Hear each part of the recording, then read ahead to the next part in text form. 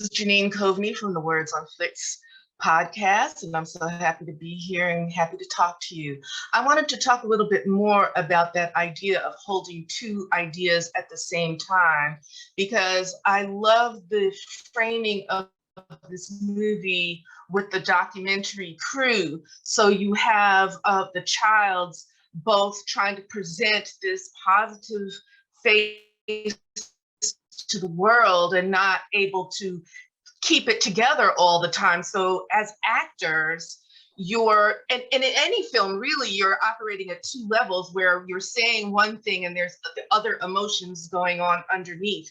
But here it is to the extreme where you're trying to keep a one face to the public, and then you have another interaction with each other. How difficult was that? Because that goes on pretty much through the whole movie.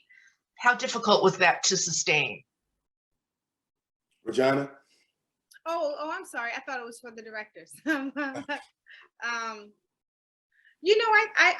really think the way we had rehearsal, the way we read the script, and just having Adama, if there's ever a moment to be, we always had that clarification. This is, are we for the camera? Is this the documentary crew? Are we dropped? You know what I mean? We all, Adama always kept that and kept us aware, so we'd know where we were, where Lee Curtis and Trinity were at that time that we were filming. Were the mask dropped or were we on? And so I think having they helped navigate that, but we already knew who those characters were. Our our public self, our private self. It was just knowing like the nuances of, and then there's really three, because there's who we are when we're really vulnerable and honest with each other. Yeah. There's the Trinity that Lee Curtis doesn't consider when she's talking to her mother. I don't know that he necessarily understands the sacrifices that she's always making.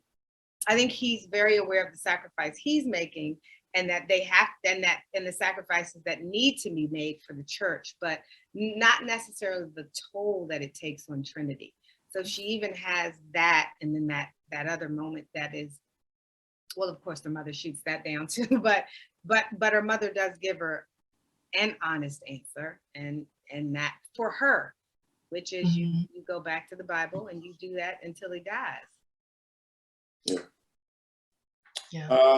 I was just gonna say, like, it was a wonderful acting challenge, trying to the tonal swath with which the Igbo sisters worked, going from drama to comedy and sort of mashing those things together. And we would shoot scenes a multitude of ways, and oftentimes, ways in which, like, okay, that makes sense from what's on the page, and then ways that sort of like lifted and highlighted a different way of seeing the scene that I may not have considered originally.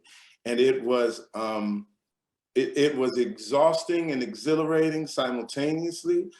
But it gave them a lot to play with. Like, I don't know how you guys edited it. Like, I was like, it must have been a really interesting challenge, because there's about 11 movies that exist within Honk For Jesus, and y'all just, they had to settle on one of them.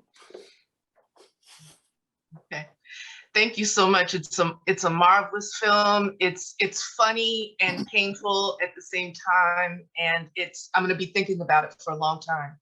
Thank you.